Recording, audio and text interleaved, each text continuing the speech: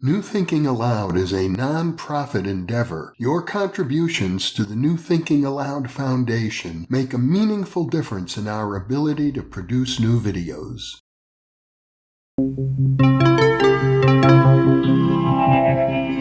Thinking Aloud. Conversations on the leading edge of knowledge and discovery with psychologist Jeffrey Mishlove.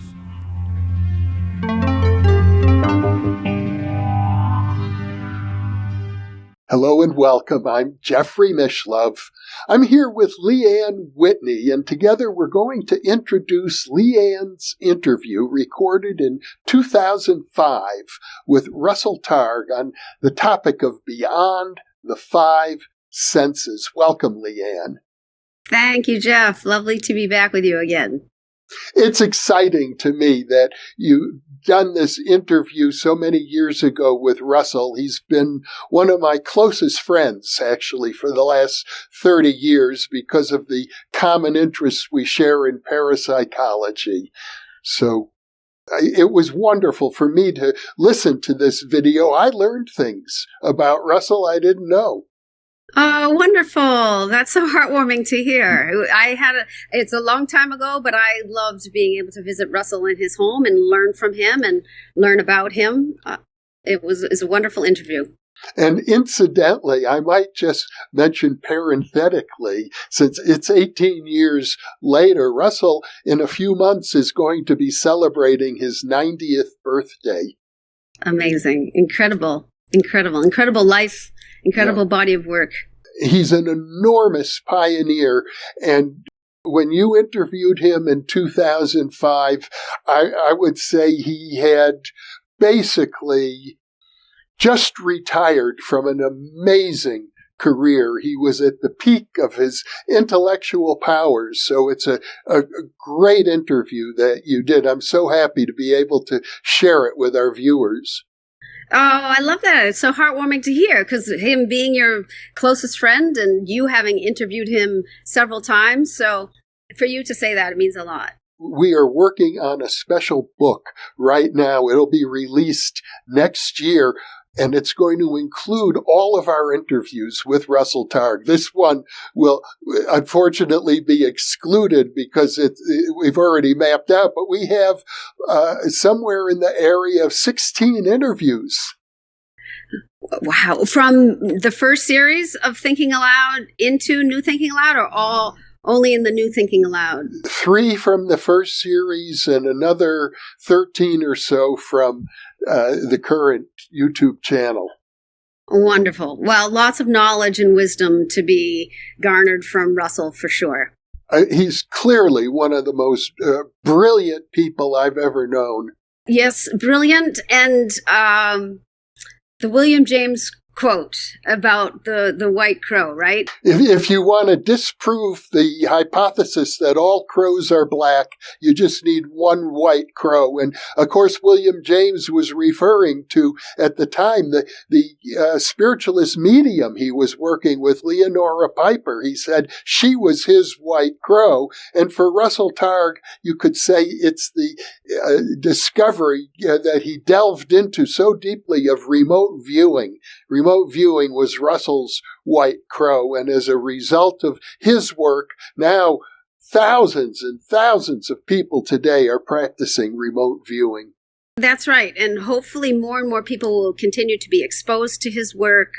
The idea that consciousness is, beyond the confines of time and space is a teaching from the wisdom traditions, Patanjali, who that I love, the Upanishads. And again, I think Russell's body of work speaks to that beautifully. He does a brilliant job of integrating modern science with the ancient spiritual mystical teachings. Yes, he does. And he's a longtime meditator himself, right? And has also studied those teachings extensively. And did we mention it in the Peter Russell video when we did that introduction, the idea of embodying that wisdom? And I think Russell Targ is absolutely exemplary at that. He keeps referring to the term spaciousness, referring to really who we are inside. We are much larger than we have any appreciation of. Isn't that true? Isn't that true? And if anybody viewing this who hasn't delved into either their intuition or remote viewing or psychic abilities can just have one takeaway: that spaciousness, quieting the mind and going beyond the noise so one can be in the spaciousness and hear the signals. I think that, again, is sort of a beautiful thread to all of Russell's work. Now, you were in Russell's home. I know he has several homes, so I presume you were in his house in Palo Alto. Yes, I was in Palo Alto. That's right. We'll now allow our viewers to join you there in Palo Alto, California. All right, so let's talk a little bit about SRI, the Stanford Research Institute. Tell me how you got involved with that and a little bit about the evolution of that project. Well, in the beginning, I was a graduate student at Columbia University, and I was supplementing my income by doing stage magic in New York. So I was a sort of child magician doing shows, and what I discovered is that from time to time, standing on the stage, pretending to read somebody's mind in the audience, I would actually get a flash of information pertaining to what they were actually thinking or what their house looked like.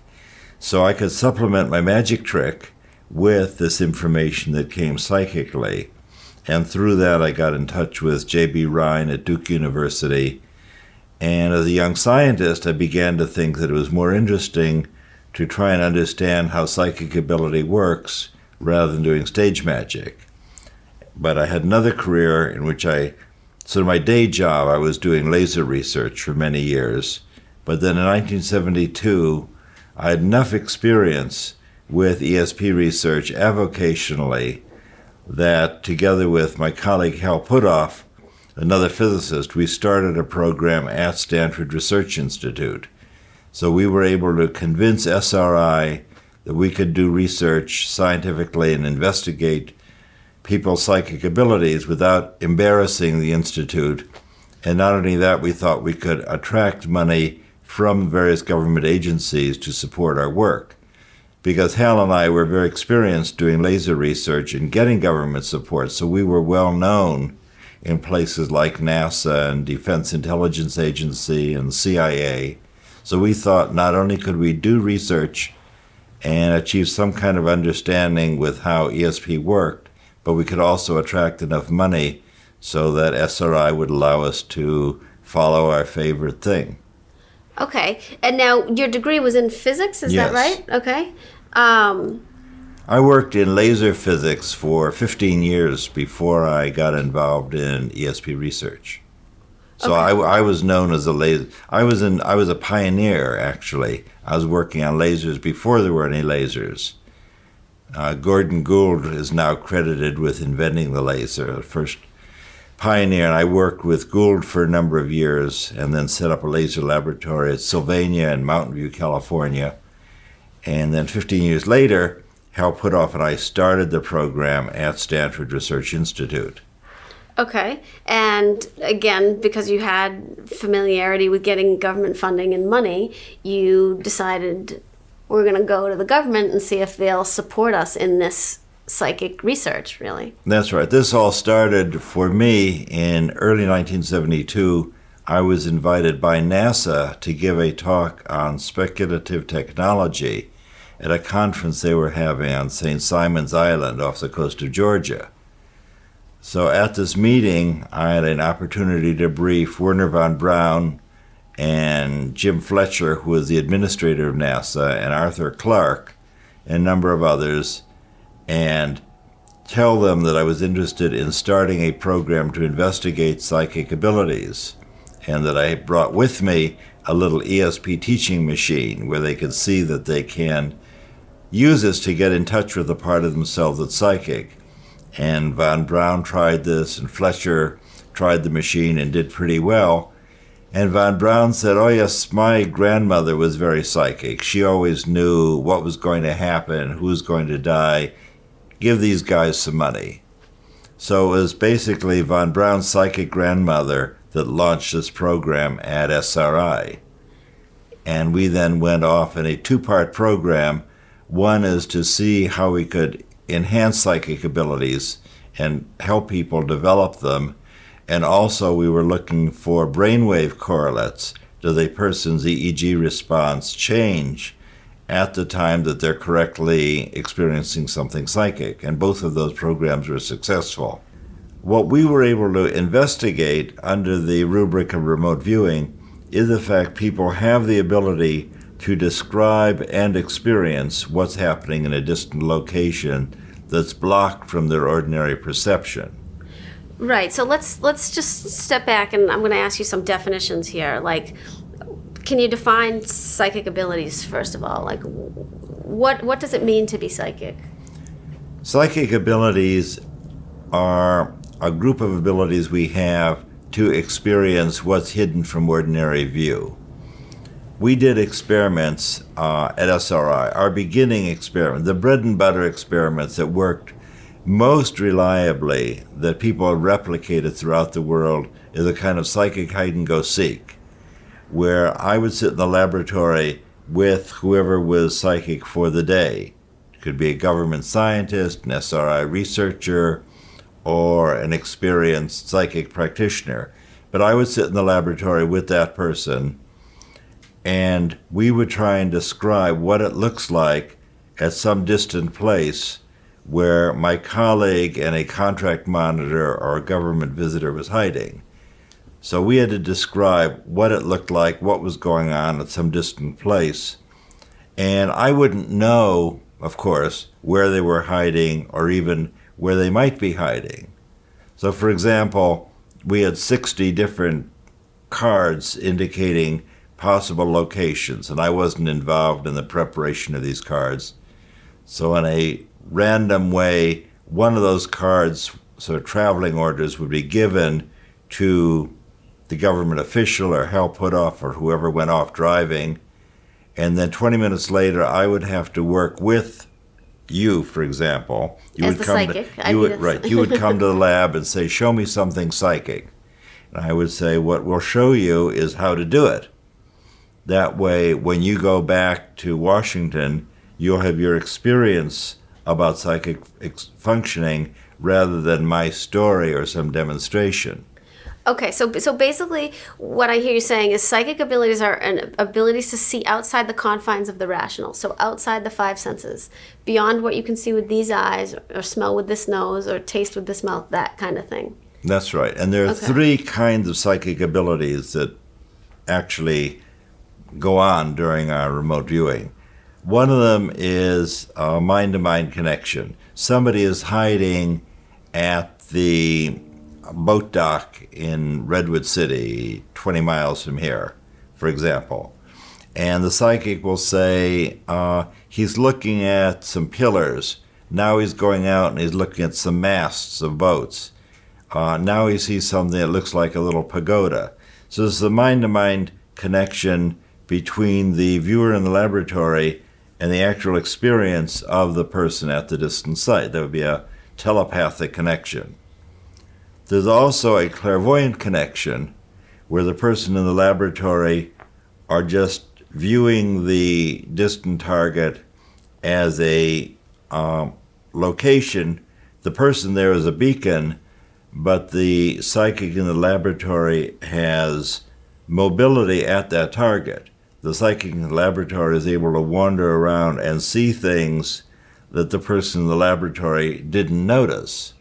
That often makes it hard for us, where somebody will come back and say, I see that you were at the restaurant in the foothills, and there's a plaque behind it saying that this is a national monument. And the person who went to the restaurant said, I didn't see any plaque. And the psychic will say, well, let's go back and I'll show you where it was. So that would be a clairvoyant connection where the psychic has direct connection with the location beyond what the person was seeing. So we know that that's not mental telepathy because nobody at the site had any idea that there was a brass plaque hidden in the ground. Okay. The third channel, or the third opportunity for psychic connection, is precognition. Sometimes I'll be sitting with a person in the laboratory, and this happened with a famous physicist who came to visit us. He said, I close my eyes and I don't see anything. When I close my eyes, it's dark. What do you expect?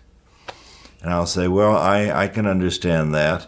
We're going to visit this place in a little while. About half an hour, I will take you to wherever they are. Can you move yourself forward in time and just imagine what you're going to see a half an hour from now? You're going to have this experience. So just describe now what you're going to be experiencing. What do you see in your mind's eye pertaining to where we will be a half hour from now? And he said, oh, I can do that. I see this duck walking across the road. All I see is a stupid duck. It reminds me of my grandmother's farm. And they came back and said, okay, where were you? And they said, oh, we went to the duck pond. So that was a case where the person couldn't make contact, as far as he was concerned, could not make contact with where the people were hiding, but he was able to look into his own future and describe what he would be experiencing at a later time. Okay, so we have mind to mind, we have clairvoyance, and we have precognition. And I guess my question is, what are those capabilities? Here we are in this third dimension of, space and time and north, south, east, and west, or whatever, makes the dimensions. How are they able to go outside of that and actually see mind to mind or clairvoyantly or with precognition? How does that work? Well, this is a case where modern physics comes to rescue. Modern physics says that we live in a non-local universe. It's a universe in which things that appear separated are connected to one another. Now, this is a very old idea. In the Buddhist literature, every page of the Prajnaparamita, which is the Buddhist writing, says that separation is an illusion. And this would be 2,400 years ago. And even before that, there's the Vedic teaching, which is probably the most profound teaching in all of metaphysics, is that Atman equal Brahman, which is to say Atman, which is yourself, your own soul or awareness, is one with the whole spatial and physical and non-physical universe. As Brahman is the physical and non-physical universe, and the teaching is that your awareness is one with the whole physical and non-physical universe. In the 8th century, a Buddhist writer, Padmasambhava, who's the one who actually brought Buddhism to Tibet, told us that you achieve self-realization when you can view the world with naked awareness. He wrote a book with that title. It says, when you give up your conditioning from all your early childhood traumas and betrayals and can experience things as they are, then you experience a spaciousness that allows you to see into the distance and see into the future. So that was well understood, many writings through the early past millennia. Then in the middle of the 20th century, people like Erwin Schrödinger, who perfected quantum mechanics, began to talk about entanglement, which is the quantum mechanical idea that elementary particles like photons, little bundles of light, particles of light that are sent off into opposite directions, the particles that are born together, sort of twin photons, when you collect one on the left, that affects the relationship of the one on the right. So experiments that have been done now in Switzerland by Nicholas Giesen, using their very nice coherent fiber optics, he can sit in Geneva and send a laser beam off to Basel and another one off to Zurich, and when the man in Zurich turns his polarizer, it changes what's seen in Basel. So we know that the non-local connection, that Einstein was upset with the idea of non-locality because he thought it violated relativity. He said that these photons are traveling at the speed of light. You shouldn't be able to send a message from one to the other at the speed of light. Now, there may not be message sending taking place, but what's observed is that the photon in Basel and the one in Geneva are connected to each other over tens of kilometers, and that connection is instantaneous. So that was a surprise from Einstein. Einstein called this a spooky connection at a distance, but that entanglement is now known to be true. It's not controversial. That's not part of parapsychology. It's part of modern physics. And a physicist would say, we live in a non-local universe. It's not something that pertains necessarily to photons or to elementary particles.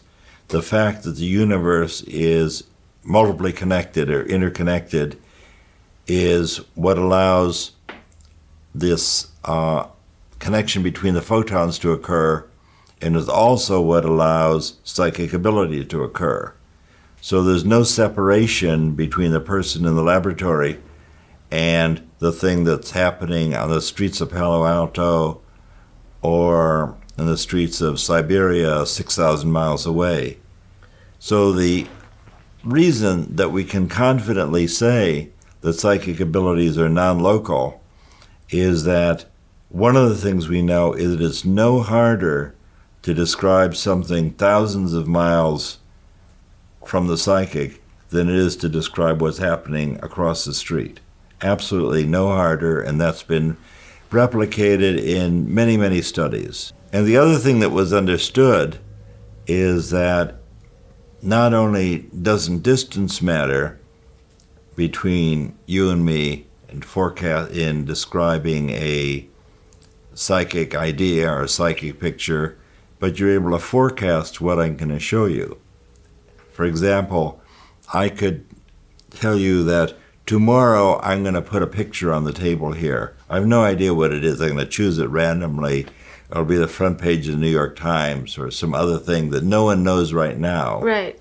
That is no harder to describe than the picture that's in the envelope face down right now. So we know for a fact, in fact, we've published in the Electrical Engineering Society, in Nature, we published in many places, the information that it's no harder to describe the future than it is to describe the present. In fact, most of the work done at Princeton University by Bob John as the Dean of Engineering, most of his remote viewing work has been precognitive. In a certain sense, the strongest evidence we have for the reality of psychic abilities is that our program at SRI went on for 23 years providing information to various governmental intelligence agencies, to NASA, Defense Intelligence Agency, the Army, Navy, Air Force, CIA, and it's very hard to get money from those agencies. As anybody who's ever tried to write a grant proposal and get money from the Air Force to do anything, that's not easy to do.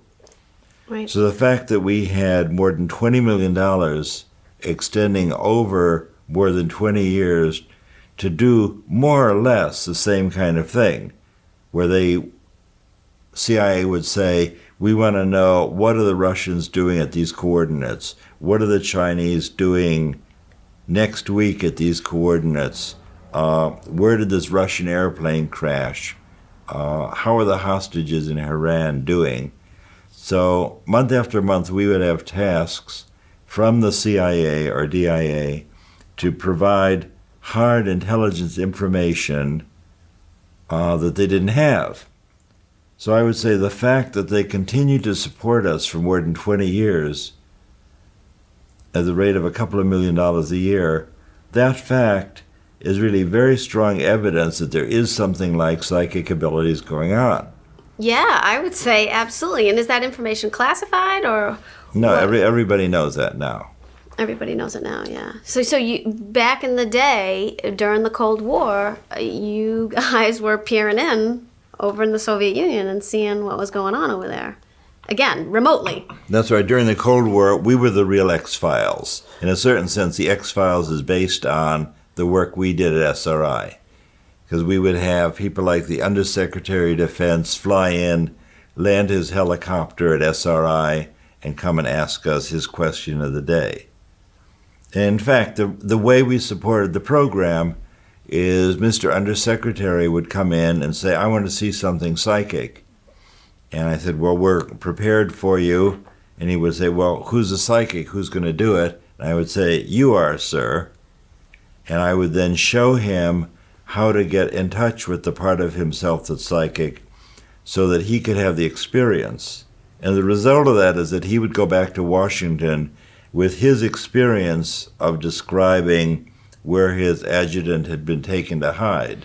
So he knew that when he described a circular fountain surrounded by bricks and a bunch of shops near the bay, and then an hour later we would take him to that very spot where his partner was hiding, he would say, my goodness, that's just what I drew here. Look at that. I drew the bricks and the fountain. That's just what I saw.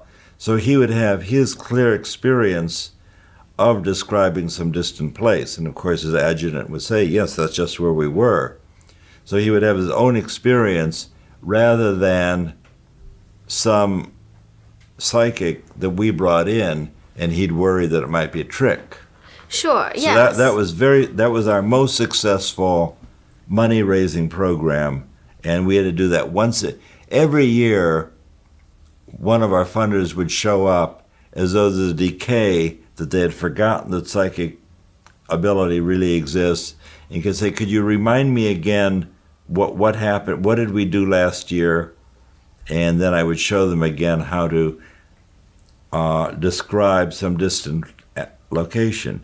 My job at SRI was a kind of psychic travel agent. I would sit with these people, usually in a electrically shielded room, and help them get in touch with their mental pictures. Right, while they were remote viewing. And then, so when somebody does a remote view experientially, they actually do it. Does it change is their consciousness expanded? Like, can you see like the before and after of somebody who is maybe a bit hesitant, then they actually have a quite successful remote viewing session? And then do they believe that the universe is non-local at that point? I mean, what happens to somebody? Well, there are really two kinds of changes that occur.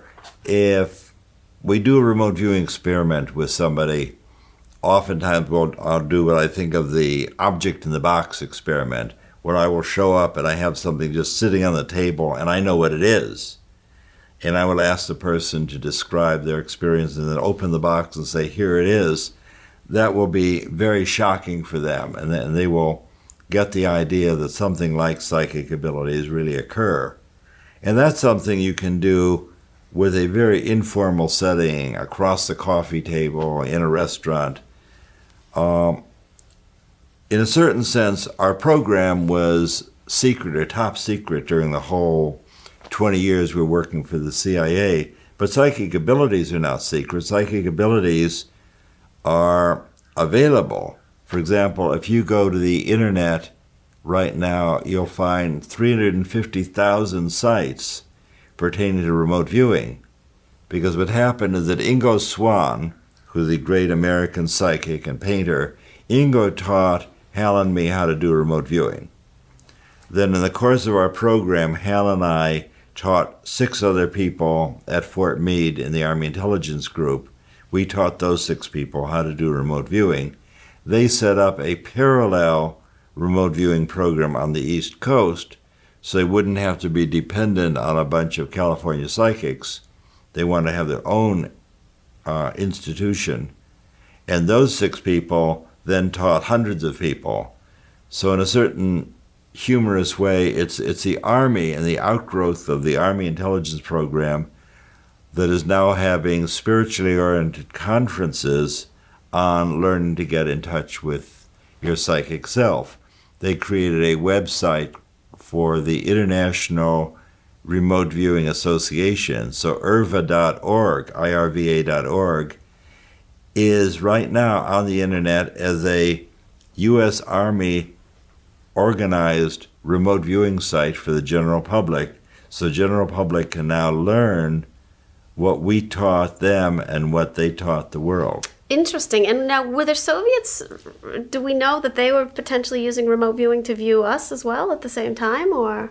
Well, the Soviets were more interested in remote behavior modification. The Soviets were interested in using psychic abilities to affect the health or the consciousness of distant leaders.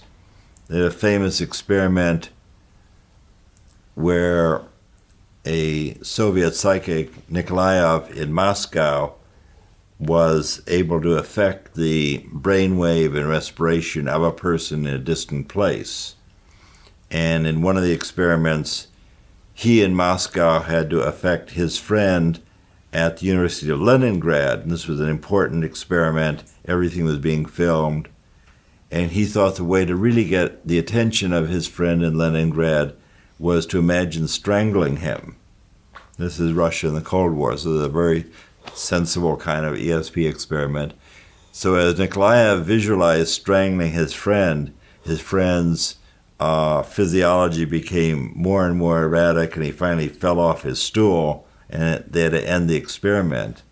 And that was related to me firsthand by Larissa Valenskaya, who was part of that experiment as a Soviet researcher. Oh my God, that's... So while the Russians were interested in remote behavior modification, sort of outflowing psychic energy to affect world leaders by watching them on television, we were interested at SRI in inflowing information to find out what was happening in the world. And this is the paradox to me and the insanity of it all. Here are our world leaders proving to themselves that we are interconnected, that we are non-local. And at the same time, instead of taking that information and wanting peace and love because we're all part of the same body, they're using it in a more fear-based one against the other. Or you can use anything for a weapon. That is, whoever invented a drop of water thought that he had done something very good. But even if all you have is a drop of water, you can use it to drown somebody. So there's no invention so banal that you can't make it into a weapon. Well, the important idea is that people who become good at remote viewing do often have a change. First of all, they become, of course, convinced that psychic ability works. They discover they can do important things like finding their car keys and locating parking places, and they are convinced that there is something like psychic ability.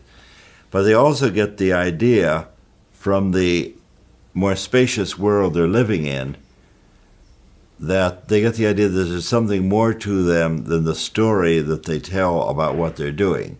They get the idea that who they are is this non-local awareness.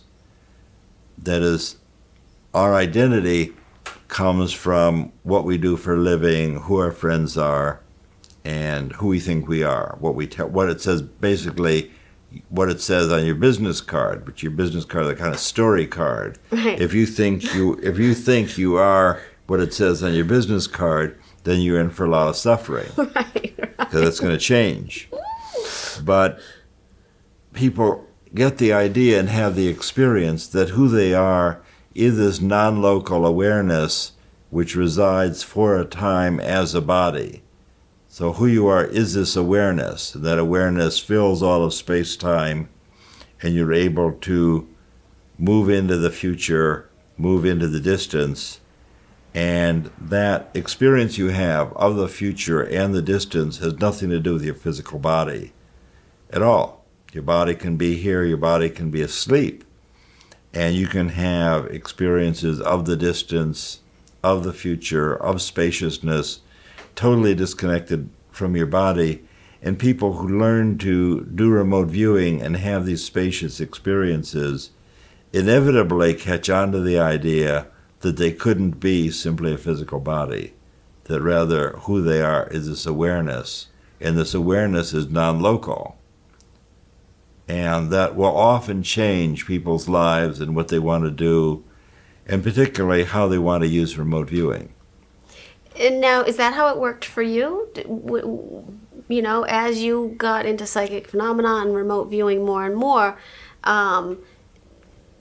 I guess, did your consciousness expand? You know, did your awareness expand into more of this, what I almost... An example of that would be in the 80s, 1980s, we used precognitive remote viewing to forecast changes in the silver commodity market. So each week for 9 weeks, we were forecasting whether a particular commodity called December silver would go up or down, a little or a lot. We were doing that with an enthusiastic investor. And we made about $120,000 in 9 weeks, generally going against the trend. Hunt was trying to bid up silver. We didn't care what it did. We were just forecasting, and we often made our most money when it would go down against the trend. And Nova made a film about us called The Case of ESP, and we're on the front page of the Wall Street Journal. And then a few years later, I wrote a book called Miracles of Mind, and the publisher wanted to know, since we're telling people how to be psychic, can the authors actually do something psychic? And we replicated those experiments, and we were correct. Just 2 scientists, we were correct 11 out of 12 times forecasting the silver market. At that point, our friends became very excited. And they said, well, that's fabulous. You can support your research by forecasting changes in the stock market. But what happens is that by the time your awareness is stabilized enough so that you can be correct 11 out of 12 times forecasting the market, you don't feel that that's what you want to do with your awareness. Not that there's anything wrong with forecasting the markets. In fact, I'm involved in a very large program right now with a lot of people forecasting the S&P 500 to demonstrate that there is psychic ability. But what happens is that viewers who have become very experienced with the spacious feeling of psychic abilities simply don't feel that they want to spend their time forecasting the stock markets. Again, I don't think that God will punish you for making use of your psychic abilities. I don't think there's anything the matter with it. But you ask me, how do people change? And people simply don't want to use the abilities now. It's a trivialization of the ability. Sure, and in some way, I'm just wondering if you become less materialistic, you know, once you understand or have a greater understanding of, again, you know, the unity of mankind, and, you know, you have a greater awareness, you know, your accumulation, and you look for the things on the external side, which to me is trying to amass large sums of money and do stuff like that, potentially would be less. Like, you want to do more from the internal, you That's know, right. more love-based and more giving-based things, as opposed to accumulating, which, you know, in America, I know that's all the rage today. We tend to be a nation of people who accumulate more and more and more. That's why psychics are generally not interested in amassing lots of money. People with psychic abilities certainly like to be comfortable. That America provides very little safety net for people who don't have some kind of income.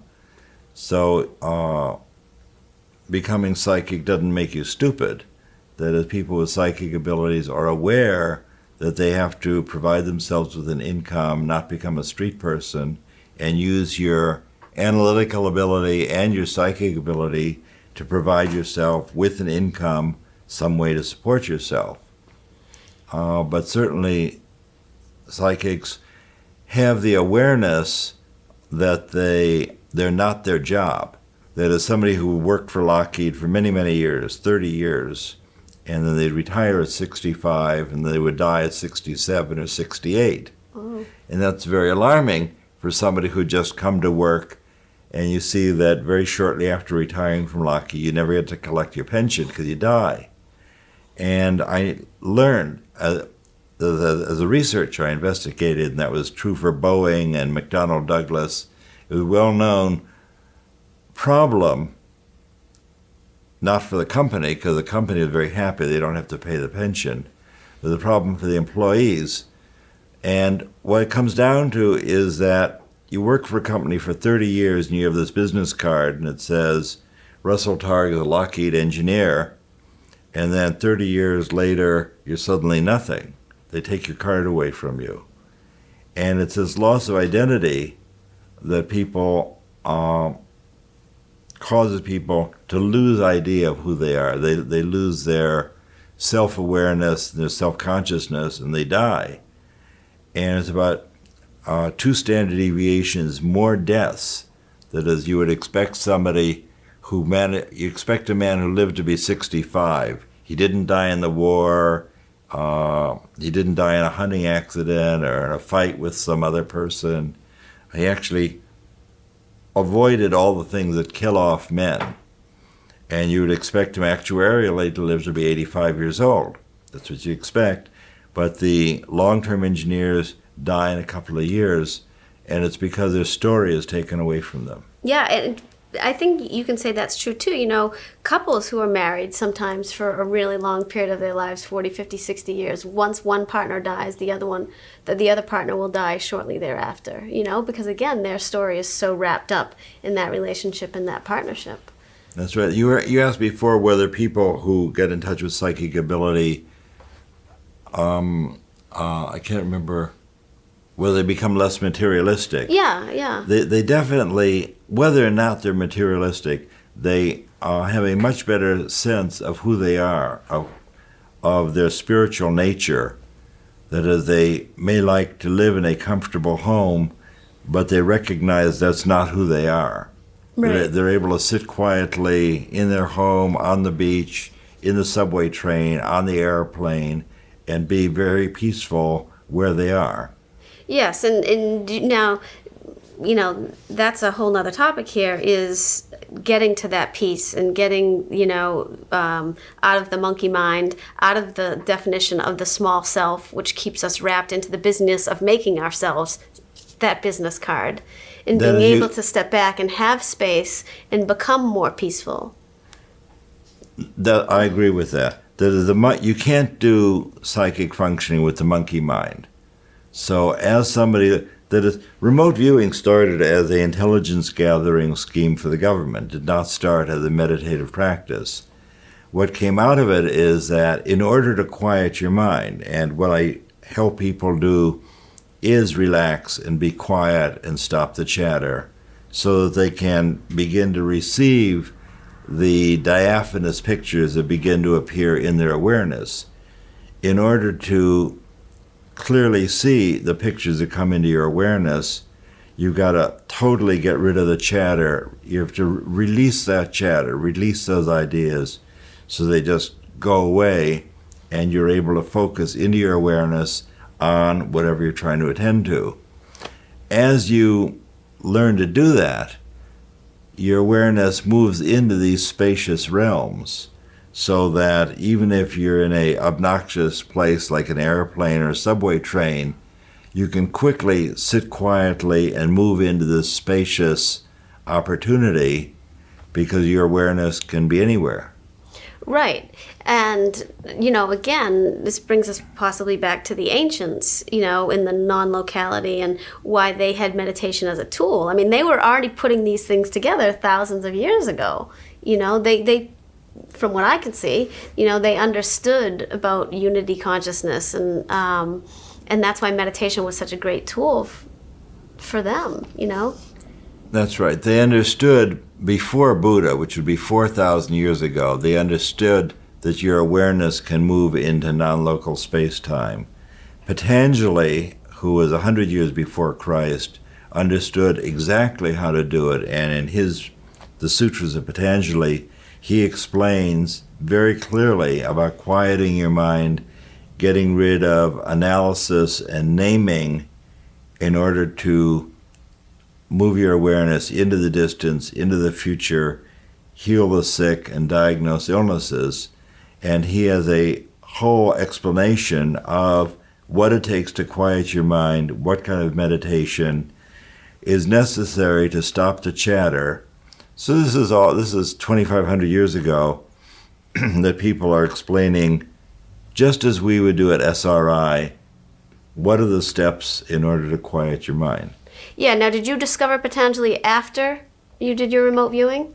Like after he was brought to my attention, a SRI researcher, Dr. Dean Brown, who is a Sanskrit scholar and physicist, pointed out to me in 1972 that Patanjali had written about this. I learned about remote viewing from Ingo Swann, and I was interested that it had been done thousands of years before, using the same language that we used. In my little book, Limitless Mind, I describe the steps that we use at SRI to help people do remote viewing. So that's not secret anymore. I was able to describe step by step how a person quiets his mind, how to find a friend to work with, and what are the steps you would use to learn to do remote viewing. And remote viewing, as I mentioned before, is so easy that there's now 300,000 websites. If you search on Google under remote viewing in quotation marks, you'll find all these hundreds of thousands of people who want to teach you to do remote viewing. Yeah, I guess my question, and this is just a general question, throwing it out there to society, which potentially would bring me on to the whole evolution of the human species in general, but this stuff was out there. Again, 2,500 years ago. I mean, the Yoga Sutras have been around that long, and Vedanta, even prior to that, right? That's right. So I guess my question is, what happened as a species? Like, where did we deviate from that knowledge? And was the deviation from that knowledge potentially the cause of a lot of the suffering, a lot of the materialism, a lot of the rise of the patriarchy, really? The rational mind, a lot of the rational mind, like the feminine intuitive aspects, we don't see them as much. Well, Newton was a mystic. In the 1600s, there was still mysticism that was more or less allowed. But by the time he moved into the Enlightenment, science was becoming very successful, and there was a big schism between the church and science, as you know, and science prevailed. The result of that is it was a bad time for the mystics and the witches. The mystics kept their mouths shut and the witches were all killed. So the people who were having mystical experiences didn't talk about them because they were punished or burned. And it was really through the Enlightenment, the success of science, that it's a traditional throwing out the baby with the bathwater. The baby here was the mystical experiences that people were having, and it just became forbidden to have that kind of experience. As in America today, nobody is preventing you from having mystical experiences.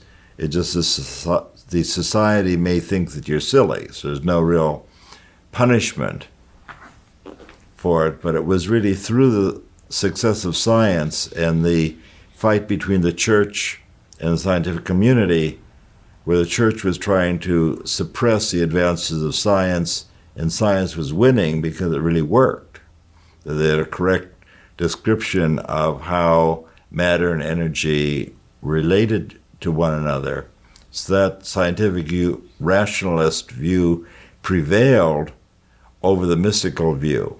Well, yes, it's interesting that you say that, and I've got to tell you straight away that I was brought up Catholic. In the moment you mention religion, I get all claustrophobic because Catholicism didn't work for me in the sense that, the great bearded man in the sky, I don't get that type of religion where I have to be afraid of being a human being and afraid of developing and evolving as a person. So I don't know. In the context of religion, I feel like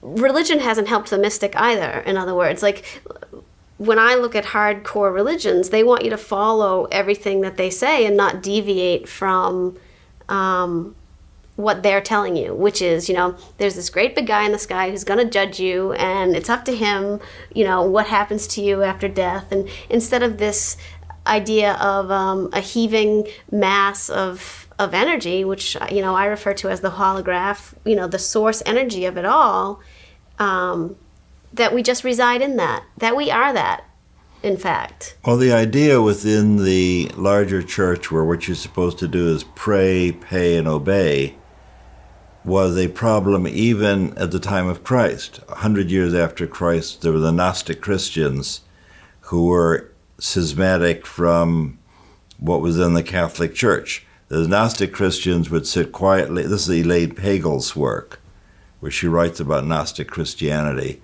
where the Gnostic Christians would sit quietly in the field and experience the divine transmission from Jesus. And the Catholic Church had, even 100 years after Christ, they would have a bishop and a deacon and the Pope, and the Gnostics were uninterested in the hierarchy. They said, Jesus is still alive for us. We're still receiving the transmission. Any person who is in touch with the divine transmission can be our minister today, and we're not interested in your hierarchy. There's a difference between a religious person and a mystic. A mystic is a person who's having an experience, and he can tell you what he's experiencing and invite you to have that experience. A religion in general is a hierarchy that has something to do with mystical experiences, but the hierarchy usually reserves the mystical experiences for the priests, and it's very dualistic. Within a religious organization, it's like Monty Python's Search for the Holy Grail, where John Cleese walks into the church and looks up and says, "Dear God, you're so big and so powerful, and I'm so small and so puny. Won't you help me?" It's the extreme dualistic view that I'm the small, puny one here, and God is so big and far away. That caused a lot of suffering. Right. What the mystics from the time of the Gnostics, which is 2,000 years ago, of course, time of Christ, the Gnostic Christians said that the divine is within us. Jesus, of course, taught that the kingdom of God is who you are. Kingdom of God is within you. And that's not at all dualistic. It's a very holistic view. And that's in line with the idea that who you are is this divine or non-local awareness, that you can experience that within yourself. That who you are is this flow of loving awareness. Right, absolutely. There's a popular song from years ago, "Looking for love in all the wrong places." That is, I'm looking in the bars, I'm turning over rocks, I'm going to clubs. Where am I going to find love? And the answer, of course, is love is who you are. You're just, in the Bhagavad Gita, Krishna is talking to Arjuna, and he says, if you will just sit down and shut up, you will notice that I'm always with you. You and I are one. So the teaching that this flow of loving awareness is who you are is the reward for stopping the chatter, and is the difference between the mystic, who is having the experience of their own loving nature, and the religious person who is, in a certain sense, given away that power to a priest who is the intermediary between themselves and the divine.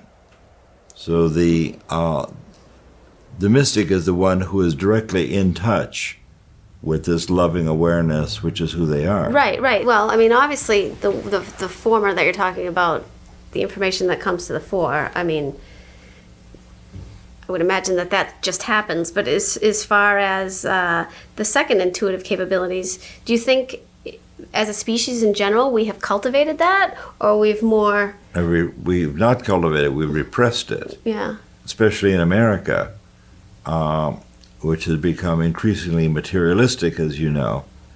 Although women have more permission than men to be intuitive, women's intuition still gets pretty good press. But by and large, we're invited to be quite analytical, because analysis works quite well. It's just not the whole story. We do have intuitive and psychic abilities that can be used to enhance your life and do all sorts of useful things for you. Okay, so then why have we repressed it? Like, what caused the repression?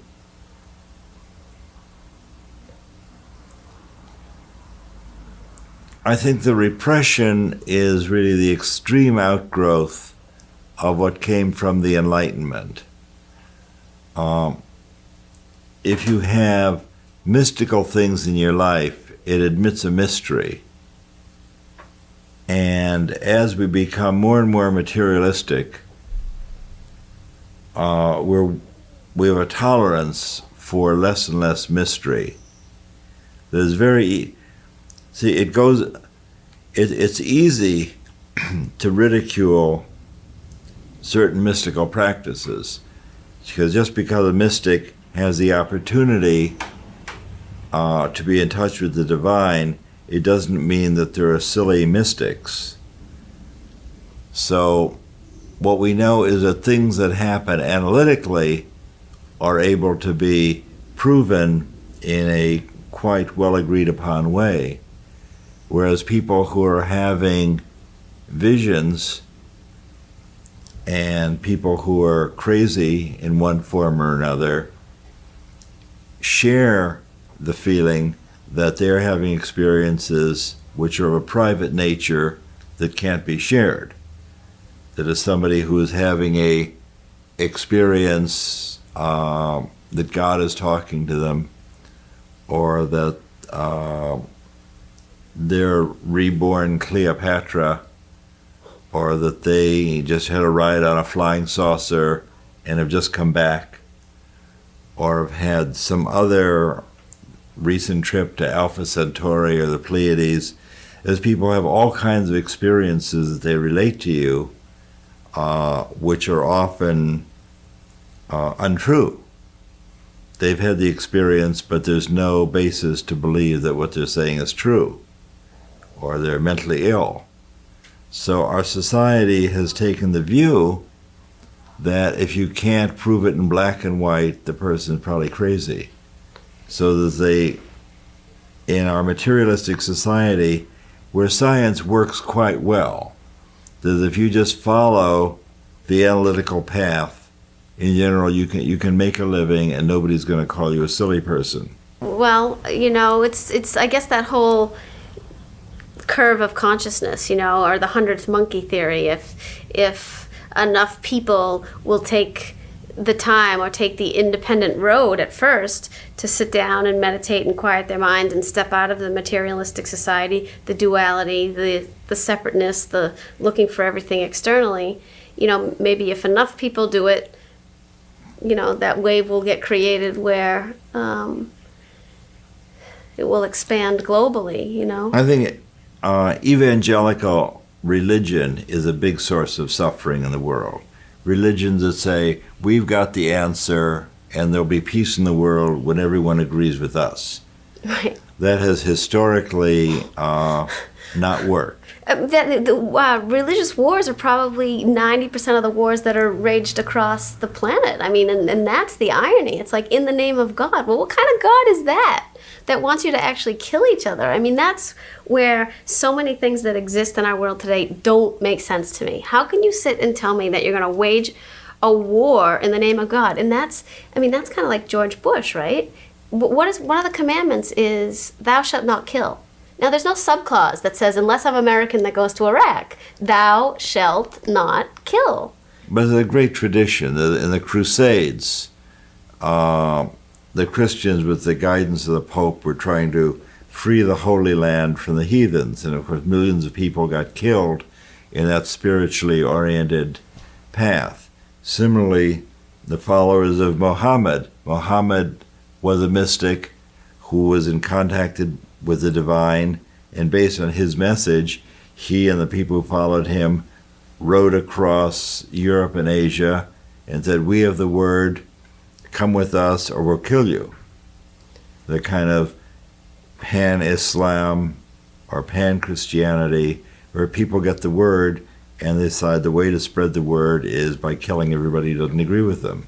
Yeah, and I mean... But they're in favor of peace. You just have to, if you will only agree with me, Then if you'll only agree with me, then there's nothing to argue about. Otherwise, we'll have to kill you, and then we'll have peace. Yeah, and it's fascinating because, I mean, that works on so many different levels, just as far as, a lot of people just with their own points of view. Agree with me. If you don't agree with me, then there is suffering. When really what we need is a level of acceptance. I accept that you can exist and you can have your God and you can do your thing, but there needs to be acceptance on both sides. If we would all just accept, there's a greater level of peace there just in the acceptance of everybody's point of view. That's available. Yeah. Which, it's the same with the hardcore skeptics against psychic phenomena. Look, I accept that you're a skeptic and that you don't want to make a leap of faith into something that you can't see with your rational five senses. But the way that I've dealt with some skeptics in the past is they have a very harsh, it's almost like a fear-based boundary against what I see as a person who experiences a lot that is outside of the confines of what we can see or experience with the five senses, Well, there was a time when I made a living teaching people how to be psychic when I was working for SRI. That's what I did. Today, there are people who make a living denigrating and ridiculing psychic ability. That's what they do for a living. They're not interested in learning how to be psychic or learning the data. People who publish skeptic magazines earn their living by being skeptics. That's what they do for a living. And they'd be out of business if they got some data that said, gee, maybe those psychics are onto something after all. That put them out of business. They don't want to have that information. So in America and in Europe also, there are people who are very famous for being a skeptic. Some of them ignorant of what's been done. Well, yeah, and it brings back also the idea of the business card. So their business card is as that skeptic. And, they have to toss that identity.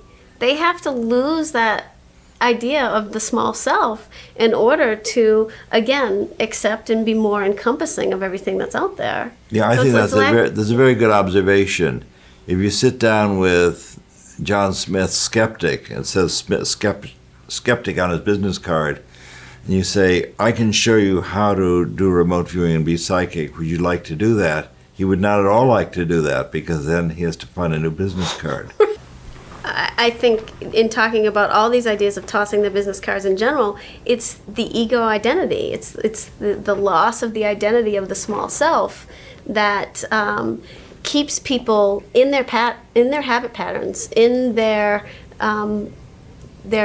sort of habitual ways of thinking and modes of relating to themselves and relating to the world. Because in order to rip up that identity, rip up that business card, there's a lot that has to take place. I agree. And I think there's a big I think a leap of courage. Like, you have to have a lot of courage, you have to have a lot of will. There's so much involved between losing the identity of the small self and gaining the identity of the big self. It's not necessarily that simple, although I have heard of spontaneous awakenings. That certainly hasn't been... That's what Ken Wilber said, that if you want to end your suffering, it's very simple. Ditch the small self, is his message. Yeah. I don't know how easily it can be ditched, though, I know Gary Zukav says, and I think they might say it in the Course in Miracles as well, the longest journey you'll ever take is from your head to your heart. So it's just like giving up the idea of your identity that's in your head versus the greater self-identity, which is love, which is the awareness that's in your heart. It's just such a huge journey to go from one to the other. That's right, but that's what we're all learning to do, isn't it?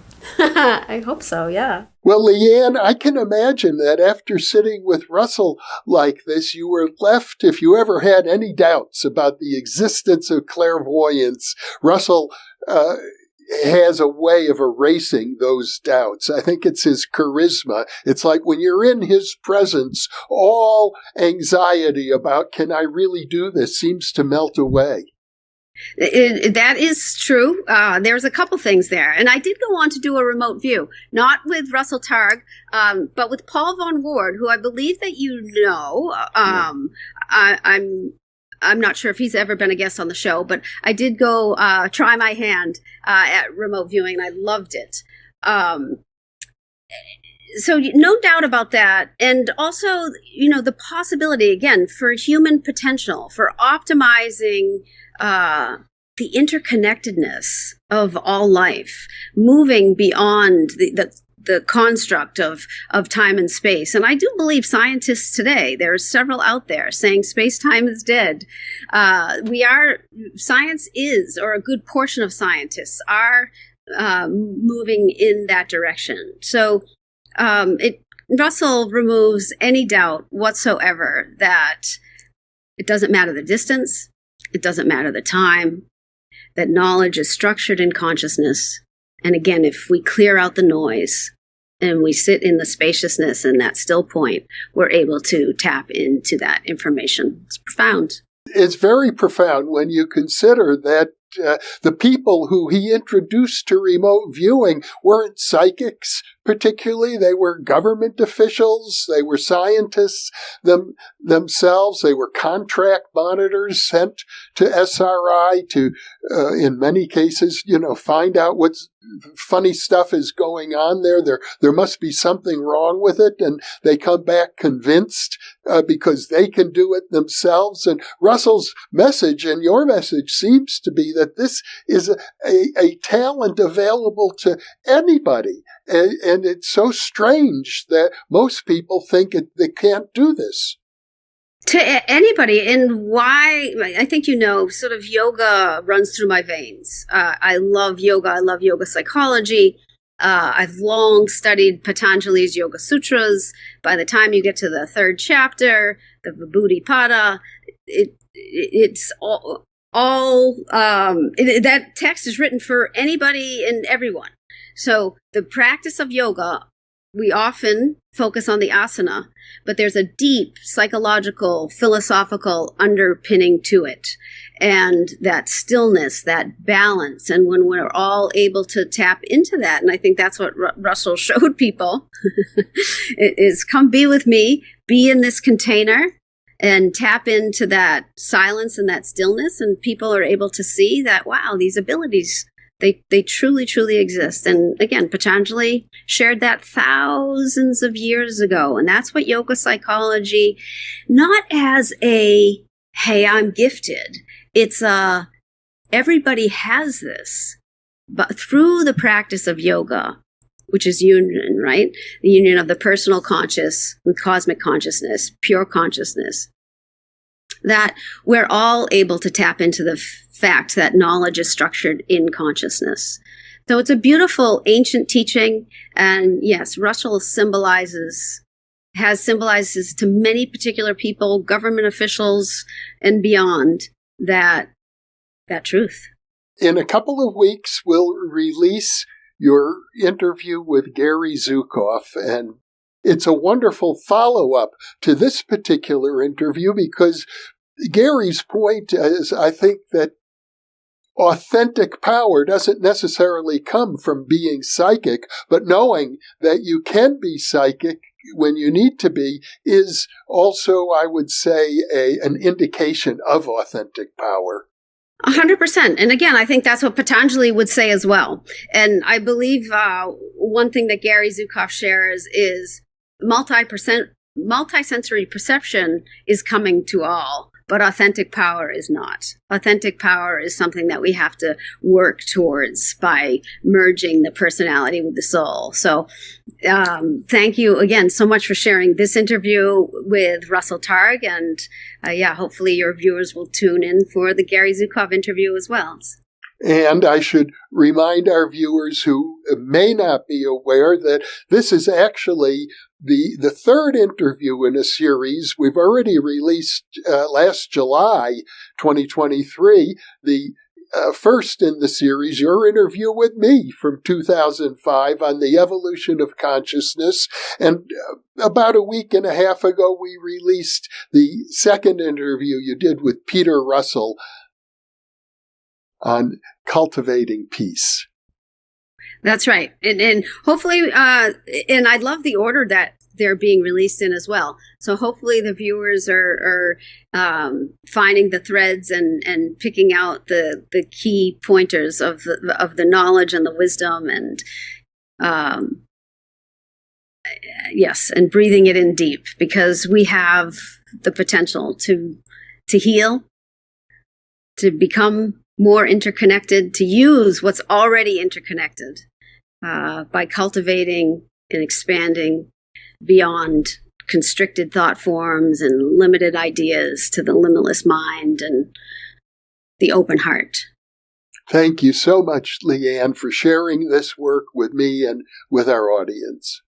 Oh, thank you, Jeff. It's always a pleasure to be here, and good to be here with the audience as well. Thanks so much. And for those of you watching or listening, thank you for being with us, because you are the reason that we are here.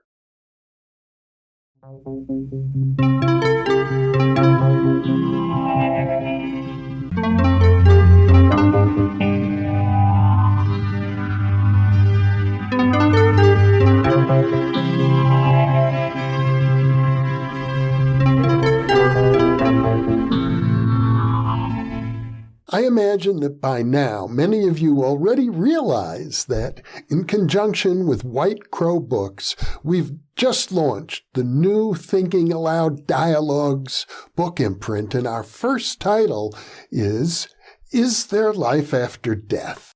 New Thinking Aloud is a non-profit endeavor. Your contributions to the New Thinking Aloud Foundation make a meaningful difference in our ability to produce new videos.